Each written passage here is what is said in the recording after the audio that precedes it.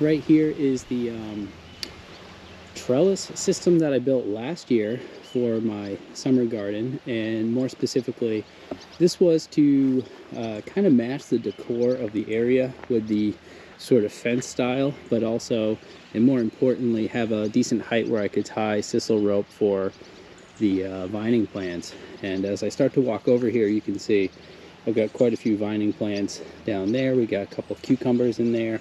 We got some flowers as well on the outside, so the thought is as you're walking down the path here, you see these flowers, and I have a few different types. We got some cosmos, and we grew those last year and they did really well. What else do we have? I think we got some stock down that way. And then, man, it's always hard to think of these things on the spot, which is why it's good to label things. You can see that's a Corinto cucumber right there. But, yeah, I'm going to have to think of those in a minute, but that happens. Got a little bit of a volunteer tomato. It's actually growing like in the gutter, and I'll leave it until it becomes a problem. But this is a section that I like because I've got this fig here, and you can see how massive these leaves are compared to my hand. And this fig I thought was going to die over the last winter because I wasn't sure if it, you know, met the zone requirement, but it came back and it's doing okay. So no idea if we'll get some fruit off of it, but you can see before it grew pretty well. And this is all, I think at this point, just dead, but I'm leaving it in there for now. And then if you look down here, we also have not a cucumber, but I think this one is a let's see, it's a spaghetti squash. So we got a spaghetti squash that is growing out into the path here, and I probably do need to tie this up.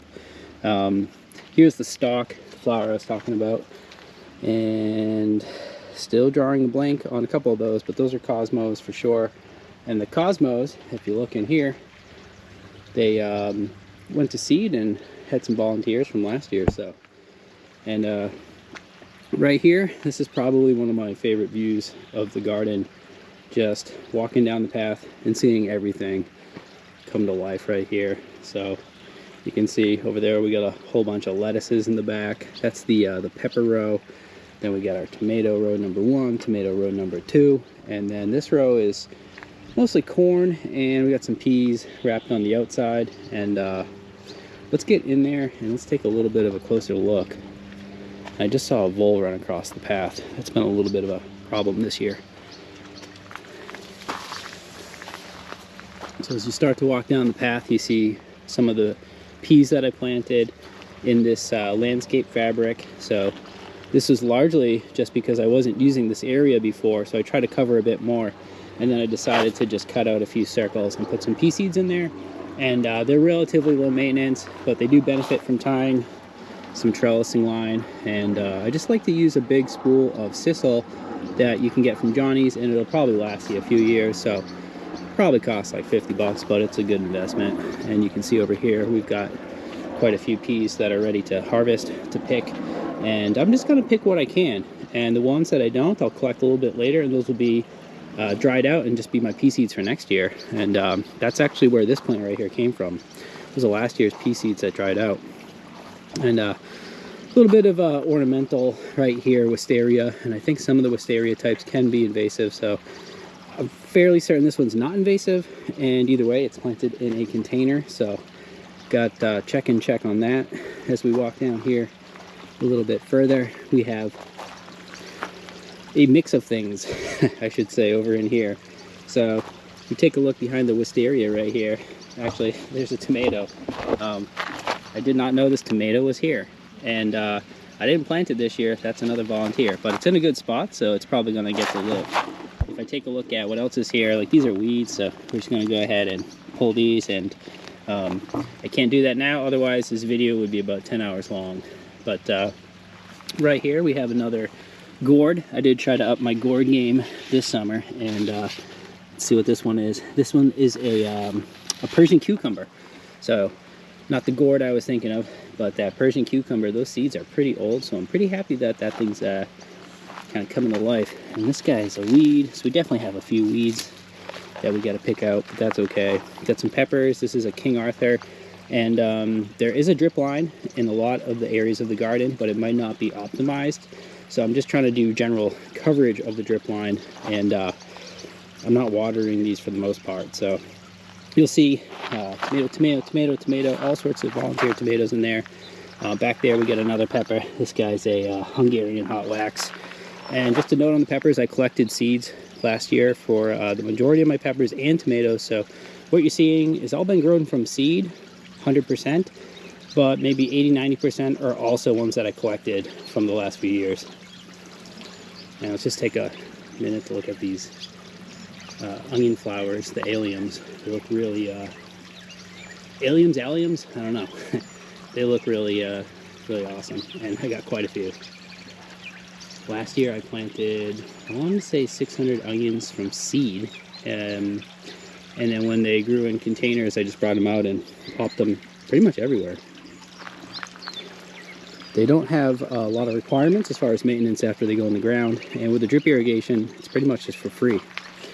So this guy right here, we got a cinnamon girl pumpkin, so it'll be nice to see some pumpkins popping up this year. Over here we got another gourd, and this is where I start to say, okay, I probably have to come through and clean things up a little, because these gourds were a lot smaller just a little bit ago. Well, there's a Jalafuego pepper here, and then we have a honeydew. So this must be the, nope, this is the butternut squash. I can see the sign down in there. And then we got a honeydew, which is the one going underneath here. And you can see how small this honeydew is. That's pretty small. It's currently getting shaded out, I think, by the artichoke, which, by the way, is now sort of a perennial. I did not plant that this year. That's a artichoke from last year, and it produced some fruit. And as far as I know, that was the same plant. Like, it just didn't fully die. So that's pretty cool. Got some more artichoke over there. Over here, this one is just really doing really well. This, I want to say it's an acorn squash. Start to see these flowers in here, and yeah, sign in there says acorn squash. You can see I planted this thing all the way in there, the sign, and then it's kind of taken over, so that sign now has to be like 3 feet away, I guess. Or maybe I could just take a Sharpie and write it on one of the leaves. Probably won't do that. It's kind of a joke. You can hear some frogs over at my water feature, if you're wondering what the chirping rubber band sound is. These peppers were just kind of put in there because I had so many peppers and I had a little extra space. So I believe these are all just yellow bell peppers. I collected the nicest bell pepper last year. That was a big yellow pepper, and I just called it the big yellow. Over here, we've got another row of flowers. So we've got, again, the cosmos there. And then these ones are a bunch of different types of dahlia or zinnia / dahlia, and they should be each a different color. So it'd be nice to have those, as well as the cosmos. I think there's 2 different types of cosmos. That one's definitely stock. That one in the corner, I want to say, is a straw flower right here. And then, okay, I just thought of one of the other 2 names. One of the other 2 is called Celosia. Oh, and the other one is called Snapdragon. So Celosia and Snapdragon. And that's the majority of the flowers I planted this year. If you're wondering what the sounds are, let's take a look. So this is probably one of my favorite things to set up in the summer, and conveniently I usually set this up on the hottest day of the year when it's like, hey, it's going to be like 100 degrees. And this is a trough from Tractor Supply. It's County Line, I think, is the Tractor Supply brand, and it costs not too much money compared to a pool. So definitely under $1,000 to set up this County Line trough. And that's a UV filter I got off Amazon with a little fountain feature that lights up at night. And then I got a couple air stones in there, and they all run into that little bucket with a waterproof supply. And it's really nice just to jump in there, you know, when it's like 100 degrees outside. I got a big old umbrella covering it, but these umbrellas, they always break with the wind, so I do kind of have to build a more permanent umbrella style solution, because it kind of is a disappointment every year when the wind kind of just destroys my tents and my umbrellas and whatnot. So these are a bunch of trees that I planted that probably aren't going to make it. I planted 600 trees this year, and some of them just aren't going to make the cut, so to speak. We'll see the ones that did make the cut, at least some of them, in a minute. But this one right here is a redwood. So some of these I did put into pots, redwood, and I think that's like a Norway spruce. Actually, it's right on there. It's a, yeah, Norway spruce. And those are doing okay.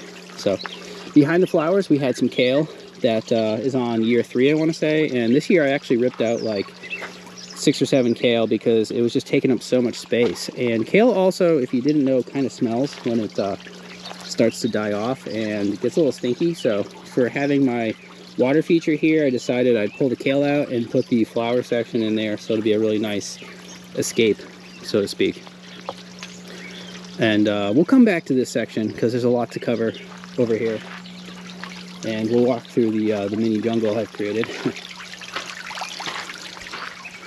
And we'll head into the summer garden section. So right here on the corner, nice little blue spruce, part of the tree planting process I did this year.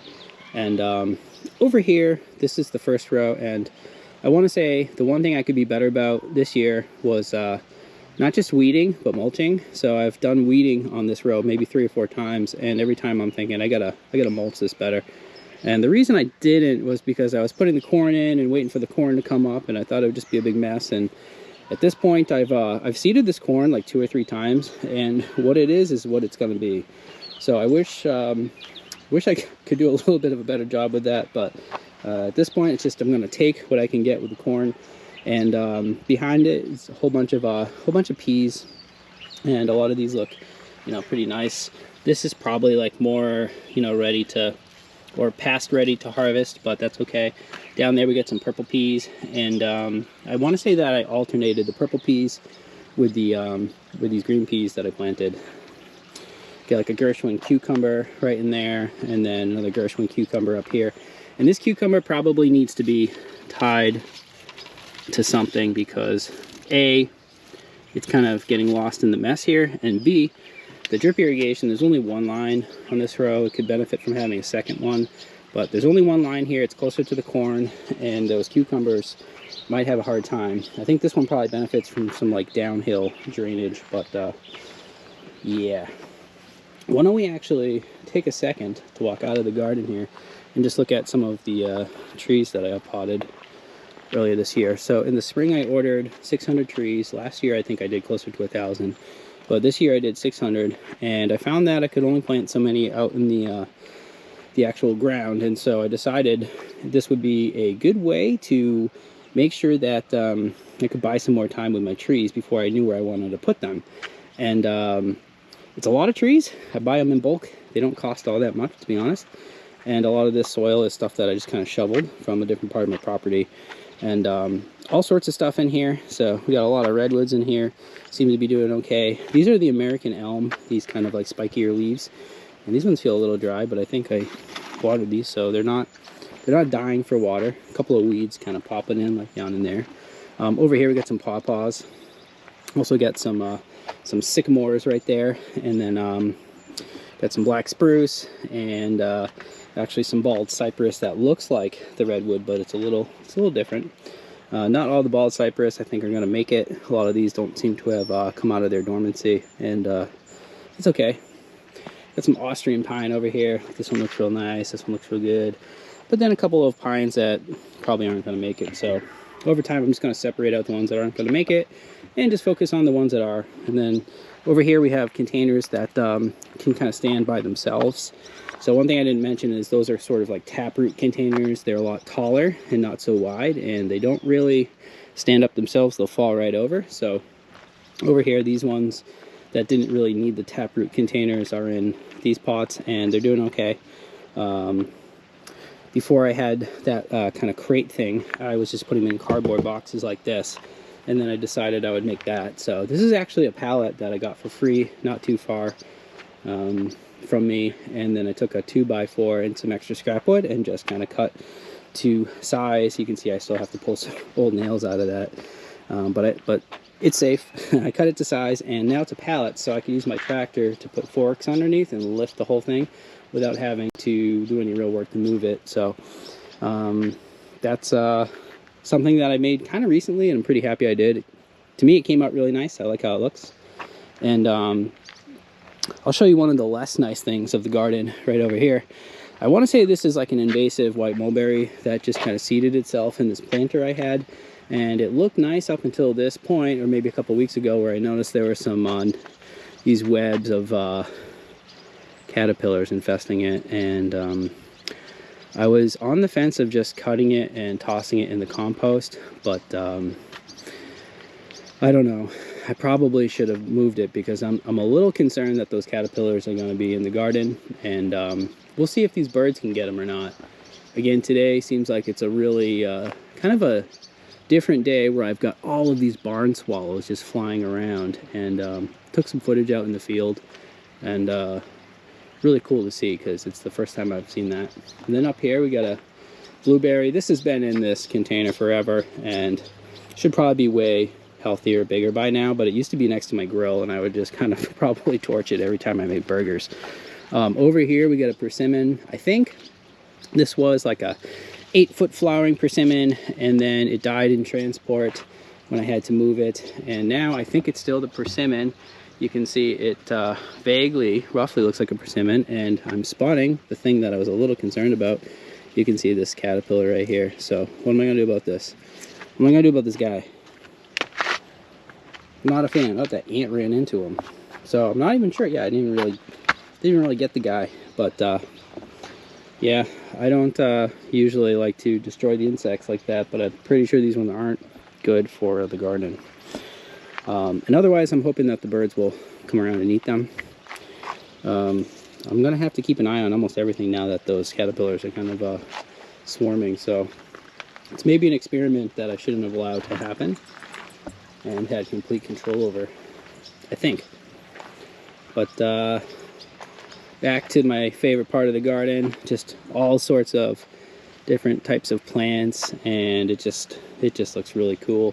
And you can see up there, that's my my weeping cherry, and spent a lot of time doing some weeding so far this year, just trying to clean up my garden beds and make things look a bit nicer.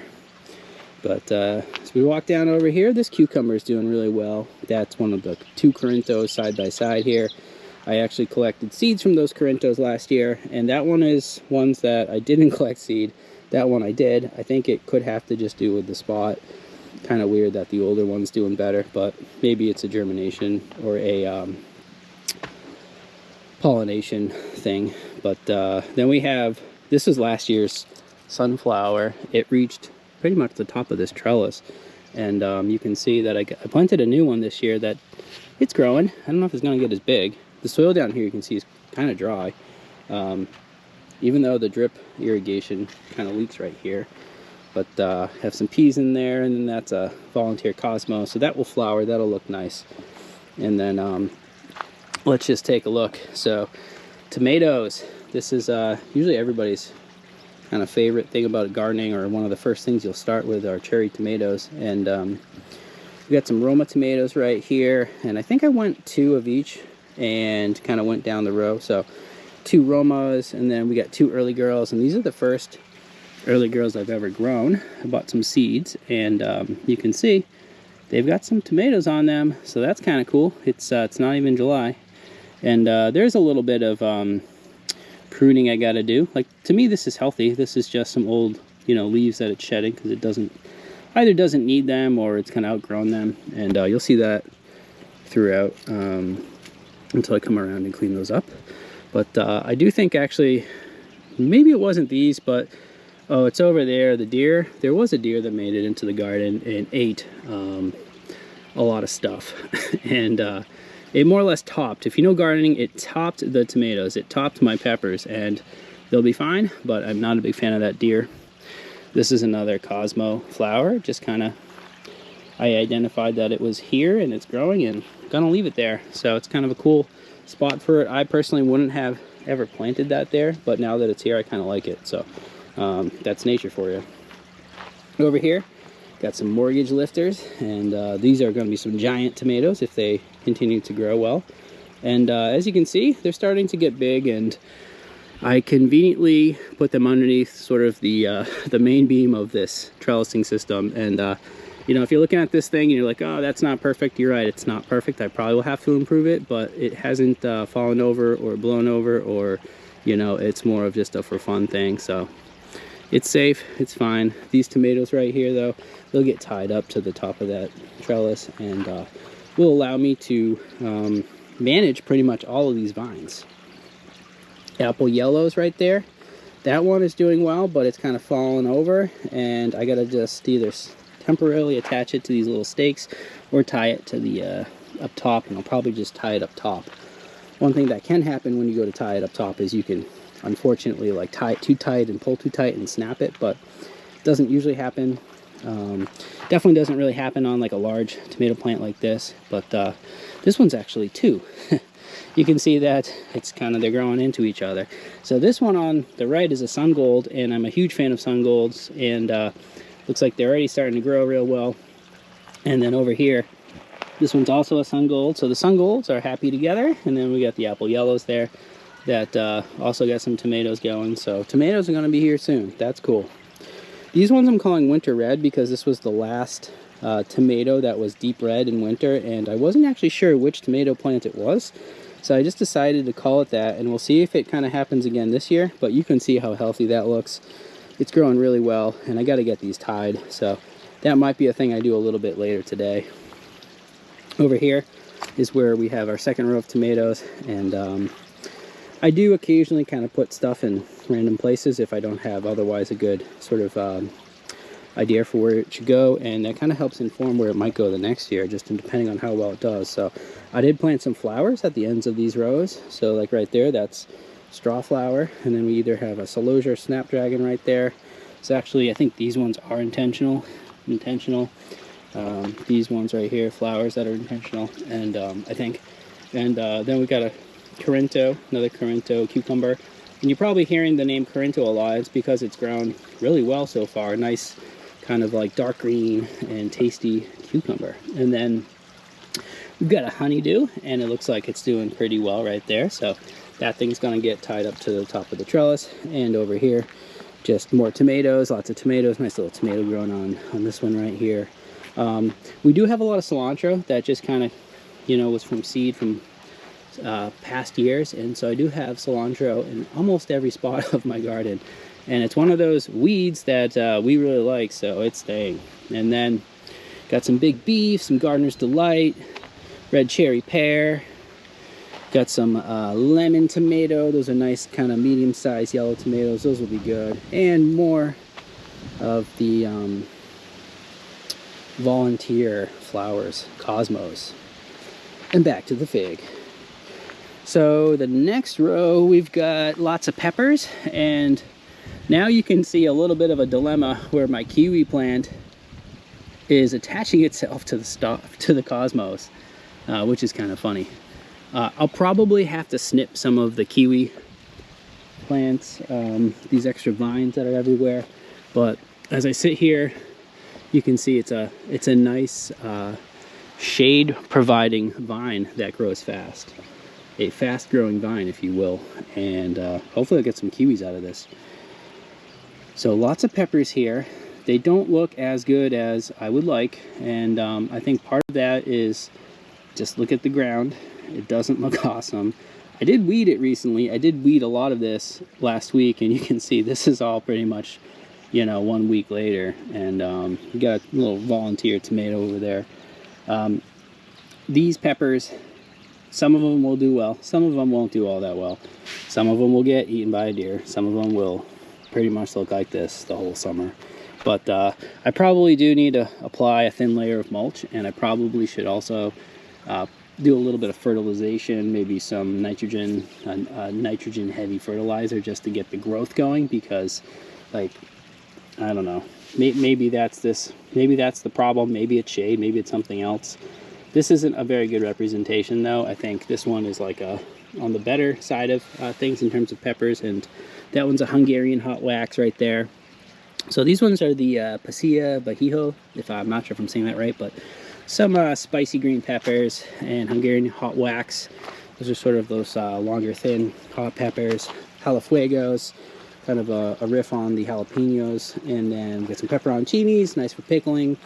Fresno's, hottest pepper that I've ever grown in my life, and wasn't supposed to be, but it was. And then we got some Goddess banana peppers, so those are nice for snacking, good on pizzas, sandwiches. Poblanos, great for grilling. Put them on the grill, put them on your burger. Got like 4 of those right here. What else we got? Got some lunchbox peppers, kind of small snacking peppers, if you will. More of what I call my big yellow. And then I'm calling these the OG bell because they look like the original bell shape of a pepper. They were labeled as a Scotch bonnet. They are definitely not a Scotch bonnet. Maybe those super hot Fresnos are Scotch bonnets, but these ones are not Scotch bonnets, but they are really juicy, nice tasting, no real heat, just really good flavor, or excellent flavor bell peppers. These are called YOLO red bell peppers. Flavor burst, I want to say those might be like a purple bell pepper, and then we got some orange bell peppers. So trying to do more like you know, easy to eat peppers than spicy hot peppers, but hopefully they'll all keep growing. I need to make sure that they're protected from deer and that they got some nitrogen, and that the soil's, you know, getting shaded or protected with some mulch. But over here, kind of an experiment, and honestly a little bit messy at this point. The deer came through, topped this guy right here. You can see how it's got some new growth coming up here, and it's a little disappointing, you know, when you lose such a big piece of your pepper. Same thing over here. You can see how big these were, and then the deer just ate it. We got a volunteer tomato. We got some more cilantro right there, and then some weeds mixed in, unfortunately, that I got to clean up. And I have to be careful. I'm not just coming in and tossing stuff in here, because we've got some these are celery right here. So we got a few celeries going. They're ideally, you know, would look a lot better than that, but this is what it is. I think this one's either celery too, or this might be parsley. Tango celery, I think is what that label says. But we got a lot of weeds like this, so these have to be cleaned up. And then got some big dill. So what's the big dill? Right here. And then just put a whole ton of seeds down here, so we would just have even more dill a little later. So a lot of little rows of dill in there, which is nice. Basil, got a couple of basil right here, and yeah, it smells like basil. And then over here we got a let's see, so this is a cinnamon girl pumpkin, so another pumpkin. And it's important that, you know, that I put it there so that I can trellis up to this with a sisal line. But it's looking more, I'll say, like a bush shape than it is a vine shape. And the bush shaped ones probably will just kind of like expand their circle, and the vine ones will have to be tied. So this is my first year really growing the cinnamon girl pumpkin and a lot of these gourds, so we'll see what needs to be tied or not. And as we work our way down here, we've got a whole bunch of lettuces. Some of the bigger lettuces are ones that just kind of grew from seed from last year, and when I identified them as lettuce as I was weeding earlier in the season, I just left them. So that's what, like, this guy is right here, and I cut one yesterday. Not even up here it is, and you can see how thick that stalk is right there. But some tasty lettuces. And then these are Salanova. Last year they lasted the whole summer without bolting, and just looked really good. So definitely worth buying some Salanova seed. Lettuce is one thing that I haven't really collected seed on, I'd say, so far. Just it's mostly been peppers, tomatoes, cucumbers, and some other miscellaneous stuff. Then we get some endive and some butter crunch and some romaine, some Chinese bok choy. Over here we got a spaghetti squash, and it's looking pretty good. It's got some nice flowers popping up. It's vining around, and this one's actually, I saw this yesterday. It's vining and putting its tendrils inside the crack of this post for this trellis right here. That's pretty cool. Then I got a big moose pumpkin right there, and it looks pretty good. It's nowhere as big as the acorn squash that's over there, but still excited to see how big these pumpkins can get though. And the reason why I put that one there, it's kind of a weird spot, but if you look at this area here, I've got the trough and the jungle environment, so to speak. But there's a lot of area for it to just grow around and put some large pumpkins if it can grow those. So hoping that it takes advantage of the space in here. And also my patio, I designed it, and I hand built this, but I also designed it so that there's drainage that comes out right here and flows into this garden area. It'll go down and, you know, feed the tomatoes and cucumbers and watermelons, and it probably will make its way over here too.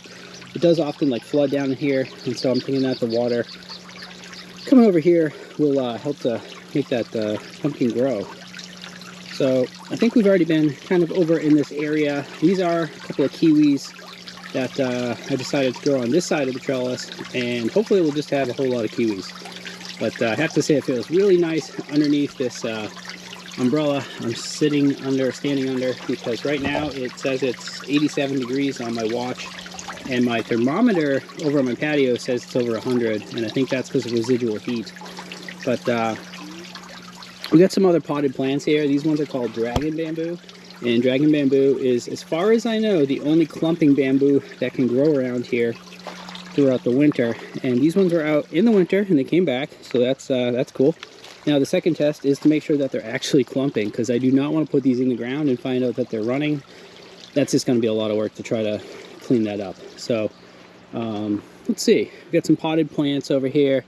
Osage orange in both of these. These are ones that I planted as part of those 600 this year. And then I actually took, pretty happy that these are growing as well as they are. These are evergreens that I want to say are baby spruce, and I found them growing as seedlings underneath my evergreen and just kind of scooped them out and put them in these. So those are growing really well. And over here, this whole section right here is my strawberry fortress, so to speak. I dug out a foot down and put these silver panels that are just, I think they're aluminum roof is technically what it is. They were like almost 3 feet, yeah, I think 3 feet wide by 8 feet long. And I got 2 of them going across and one this way. And then I cut 4x4s in half, and the 4x4s are 2 feet down and the paneling is a foot down. And the goal was to prevent the voles from tunneling under, because last year there was a nice little vole hole that went from here underneath my whole path and into the strawberry patch. So hopefully that'll prevent them from this year. In here, lots of strawberry plants, as you can see, a few different types. The bigger ones grew on this side this year, and got, I don't know, 100 pounds of strawberries. Froze a whole bunch so that we can use them in smoothies and whatnot. And had a little bit of like a slug problem in here, a lot of slugs this year, but seems to have died down. This is a hibiscus. This is a it's like a pink dinner plate hibiscus, and this thing will flower and look really cool in here, you know, in a month or so. And then we have a volunteer something or other. I'm not sure if this is a mulberry or a poplar. Got to double check on what that guy is. And then that's a cherry tree that I planted, and it's going on maybe year 3 or 4, but it's been transplanted, I think, every year. So funny thing is, I'm planning on putting in a greenhouse right here, and that's probably gonna have to be transplanted again. So just the way it goes. Let's step back a little bit and let's take a look at the front of the strawberry patch, which you can see is actually more strawberries. And that's because I did some work this year to build that sort of container area, and I pushed everything back. But I just decided to leave the strawberries up front out here. So they're in here, you got some mullein flowers popping up, a little bit of asparagus there. But speaking of asparagus, let's walk. You can follow the asparagus trail right here and see that we have a nice forest patch of asparagus right here. And some of them got a pretty good number of seeds coming along. And I do have to look into how to kind of collect those seeds and use them versus letting the birds take them. But I would like to be able to grow some more asparagus from seed. And you can see I planted them in rows, and you know, you can now better see that they're asparagus if you were questioning it before. But you can see I planted them all in rows here, so you can kind of like walk in and pick them and clean it up and stuff. So that's the asparagus patch. As I'm walking over to the other side of the winter garden here, I thought I would just show you what the water feature looks like right about now. We got some frogs, we got some goldfish in here. It is super green. I probably need to clean out the filter, and hopefully things are living underneath there. I haven't seen any dead fish yet. If you're seeing one, let me know. Got some honeybees down here in the ground cover, and I planted some plants over here because I thought it would get a decent amount of moisture. You can see my big moose watermelon, sorry, my big moose pumpkin is not doing all that great. There were 2 King Arthur peppers right here, and they're no longer here. So something came over here and ate those. And then we had a golden delicious pepper. Actually, I think we had 7 golden delicious peppers and they're all gone. So what I realized is this side of the path is experiencing some issues. Thankfully, we still have our butternut squash right there. So something's got a taste for peppers over there, unfortunately. Speaking of peppers, Flavor Burst, YOLO Red. So, you know, there might be, I don't know what it is. It might be like a rabbit or something is over there and just hasn't made it over here. But, so currently it's a little difficult to walk down the row. So I'm gonna have to come through there, weed that out. And you can just see how many barn swallows I've got flying up there. Now, normally I get some purple martins, and these kind of look like the purple martins a little bit, but I think this is the first time I've really seen this many of that type of bird, and I'm fairly certain these ones are barn swallows. And so they must just be snacking on insects or whatnot, and it's really cool to see. So this row right here, the first row, was largely a row from last year, where I planted a whole lot of onions and, you know, a few different types of onions. And a whole lot of potatoes, and the potatoes that I kind of missed when I was harvesting seem to be, you know, creating new potato plants. So at this point though, it does need some weeding. There's a lot of weeds kind of in that middle section, and then the back section's got a lot of mint. Over here, really nice to see that a sunflower that I planted is looking like it's gonna do well. I planted a lot of sunflower seeds, maybe like 30-40, and it seems like only 2 of them have popped up, and they always seem to be in the same spots. This stuff right here, this is all a weed, and I'm not really I'm not a big fan of this stuff, so I'm gonna have to come through and weed that out. And I guess we can walk down here a little bit. We have one thing that is good in there at this point, which is carrots, and you can kind of see them among the weeds. These are all carrots, these guys right here. And as you look down, you can kind of see them a little bit better, but I do need to spend some time at this point coming through and just cleaning this row up. It's really gotten to be a bit of a mess. Down here though, this is all cilantro, and at this point I'm just gonna keep it, let it go to seed, and then maybe collect some seed and maybe just, you know, weed it out after. And yeah, you can see this nice row of carrots in there. So there's gonna be a whole lot of carrots, which will be nice.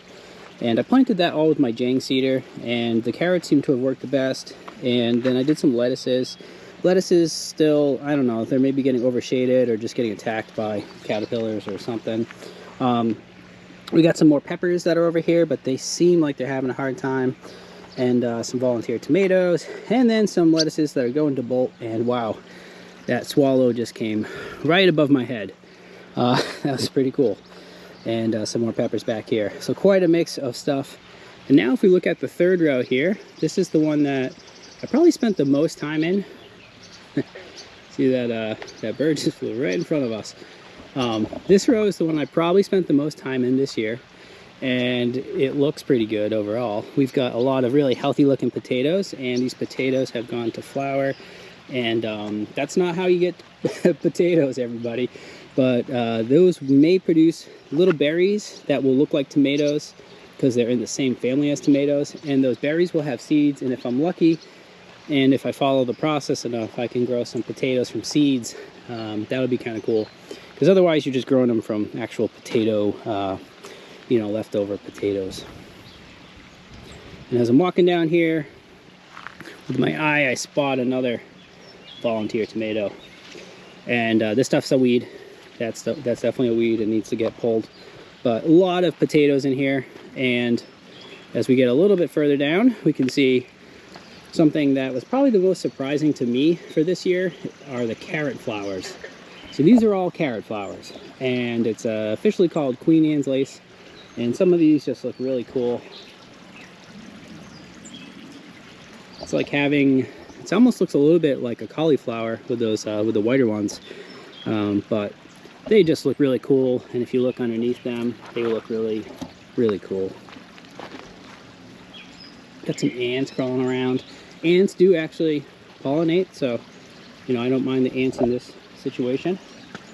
But as I walk down here, you can see there's just so many carrot flowers, and you know, if I do the same thing next year, the carrot flowers will all be down in here. you know, for all the carrots that I leave in the ground. Right here we got some sage. So planted, I think, 2 different types of sage, and it's just growing like crazy. Might have to scale it back, trim it back. That's what potatoes start to look like when they die off. And you know, I don't know that these potatoes are ready, but with how many, volunteer tomato, with how many potatoes I do have, I might just dig those out just for fun and see what we get. The deer did make it over here. You can see it seems to like the carrot flowers as well. And as we walk down here, we got a gourd growing down in here. Let's see what we got. Actually, you know, I don't even know where that gourd's starting. This one right here says, is it this? Yeah. All right. So this is a crimson watermelon. So that's pretty cool. And it's nice to see that's growing out in front of the sage. Makes it really convenient. I didn't think these ones were gonna really survive very long. I just kind of put them there to see what would happen. So that's cool. These are some of the sage flowers that had already gone to flower, and now this is kind of like the post-flowering stage. So I don't know if this means we're going to get some sage seed from in there, but they look pretty nice. And then you can actually still see a few little sage flowers off this one right here. And yeah, so all potatoes still here, and some cilantro.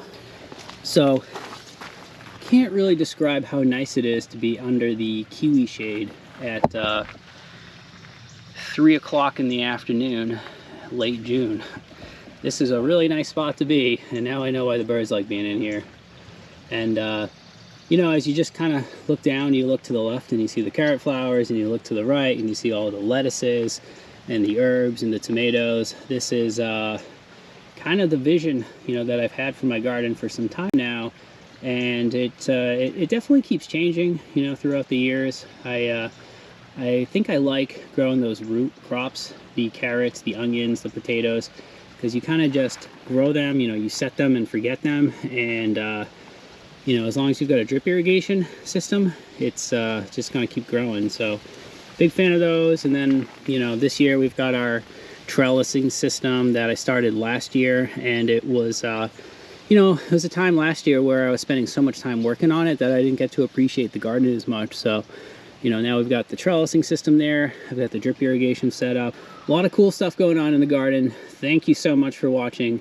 If you watched all the way to the end of this video and you're watching to this very point, thank you so much. I really hope that you tap the like button if you liked it. And if you haven't yet, please subscribe to the channel, because I think I've got no subscribers so far.